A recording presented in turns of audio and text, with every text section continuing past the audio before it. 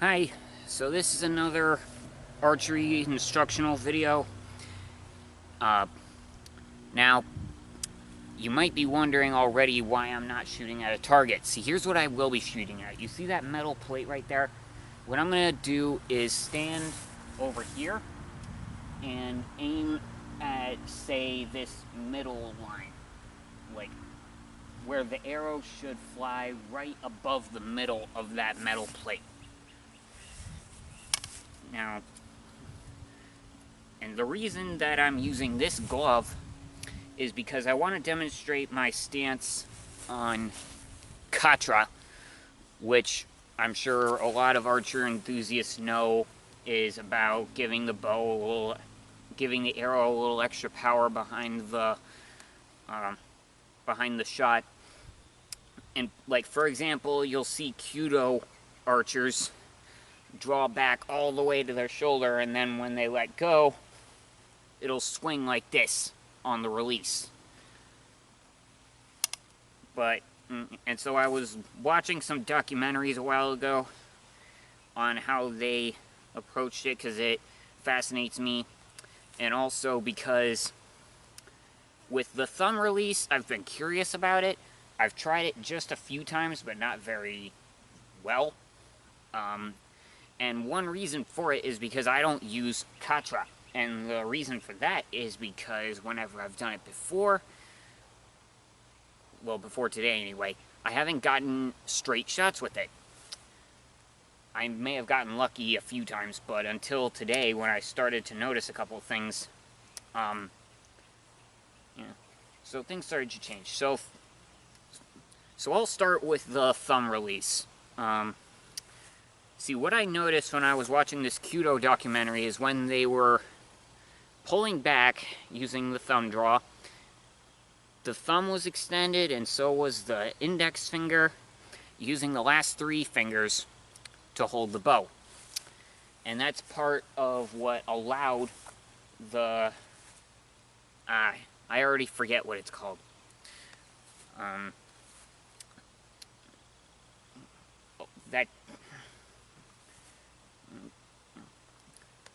Now, when I was watching this Kudo documentary a while ago, I was watching it carefully. I was watching these archers and what they all had in common, like how they were holding the bows.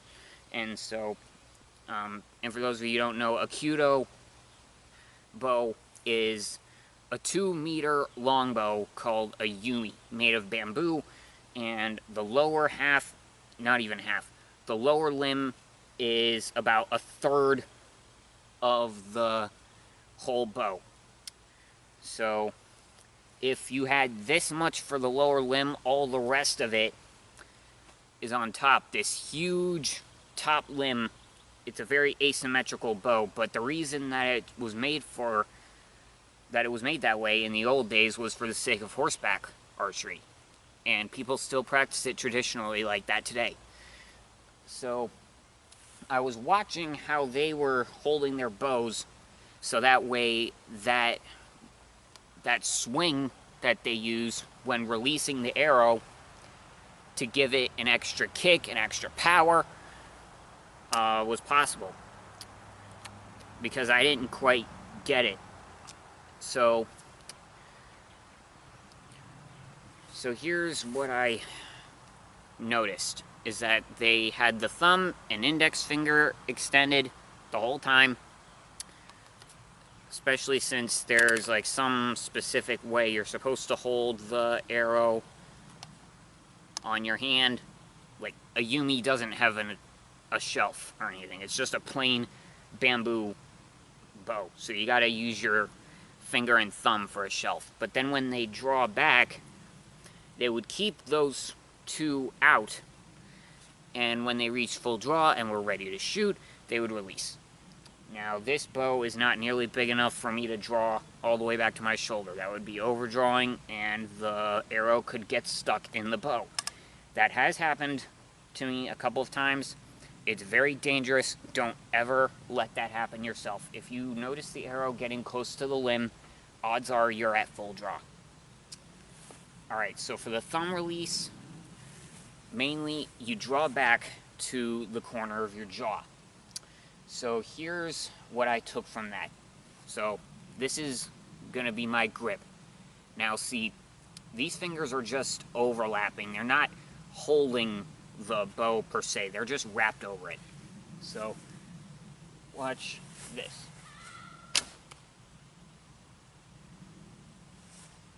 Okay, see, with Khatrah, as described in Saracen archery, these different ways that you do it, I can't do it on purpose and do it consistently. I can't do this sort of thing without accidentally hitting myself with the bow. So what I have to do, if the bow needs to swing a little in order for the arrow to fly straight, is to let the bow do it on its own. Here. So that was a decent shot, not the best shot, not quite what I was hoping for, but it was okay. Now see, it was poking out of the sand mound straight like this. So that says something. Now here's what I'm going to do this time. This is what I'm closer to used to, is having all 4 fingers wrapped over the string, and I'm not using the thumb for anything. So let's see how this turns out. And again, I'm using the thumb release, and I'm drawing all the way back to the corner of my jaw for added power.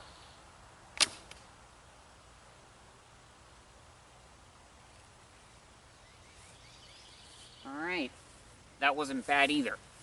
Because see, a big reason why I don't purposely use any form of Khatrah is because I don't want to hurt my wrist. You do this too many times and end up bending your wrist back at a 90-degree angle, then you can hurt yourself doing it like that, especially with a really strong bow. Alright, now, pretty much the same result, just a few inches higher. Alright, so now I'm going to try the thumb draw, but this time the thumb will be on the side, just overlapping my index finger, which is how I typically hold it when I use the Slavik Release.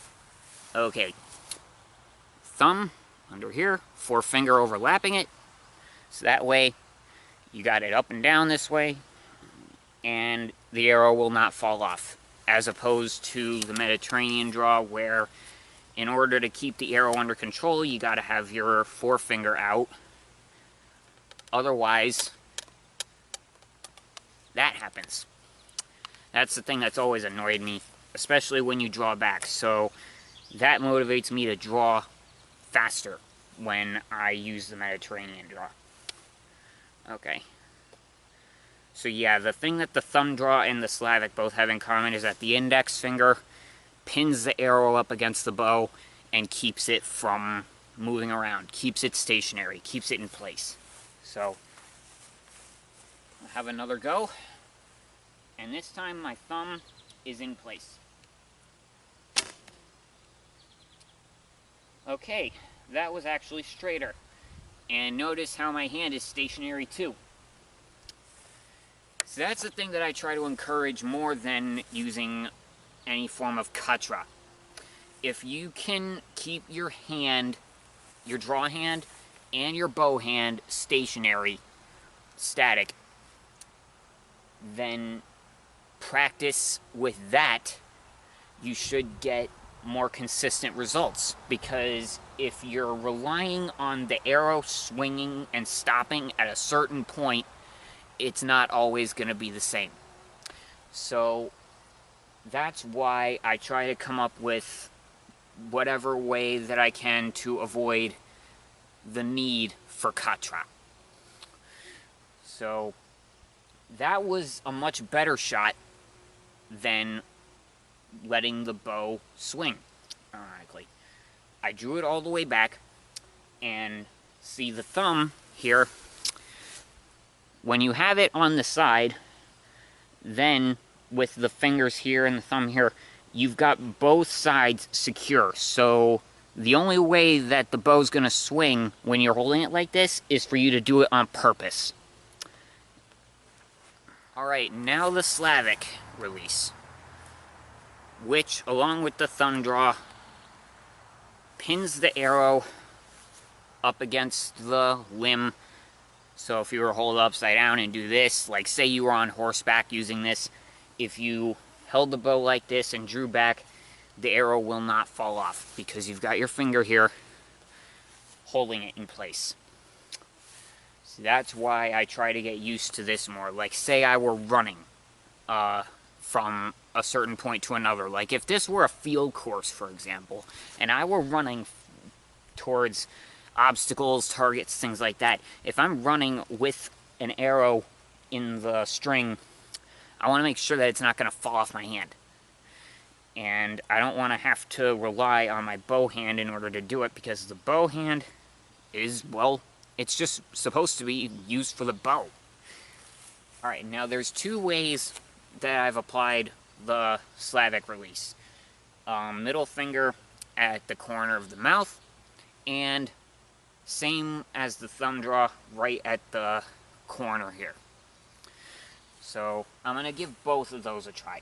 So what I'm more used to, and so yeah, I'm keeping both hands stationary here, but if the bow does swing and you see it, I promise you it's not on purpose.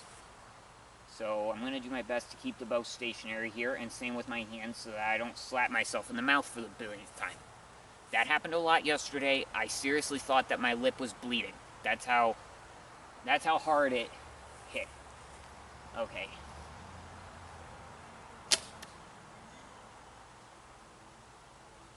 Okay, the bow swung just a little, like just a few degrees.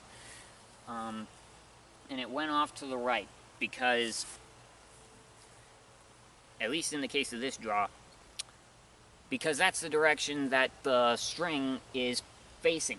At least that's my theory on why. Okay, so trying to keep the bow stationary here, and I'm going to draw it back all the way. And these are long arrows, so I can afford to.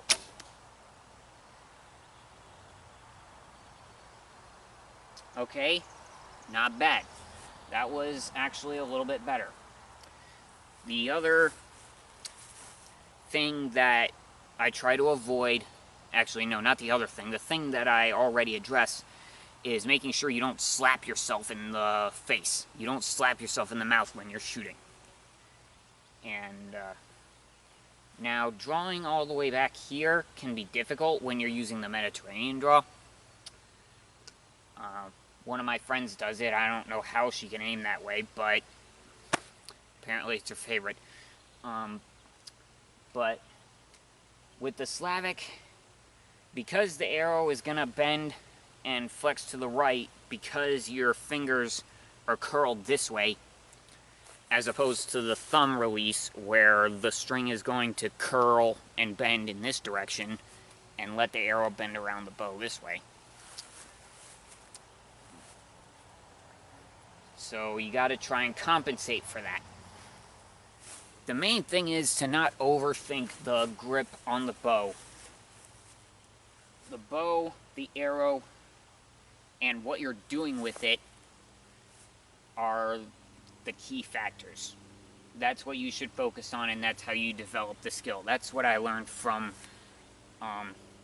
studying bits and pieces of Kyudo. I've never been to a dojo or anything like that, so I'm no expert, but I have learned quite a bit from the documentaries on the samurai bow, and it's pretty inspirational, I have to say. Alright.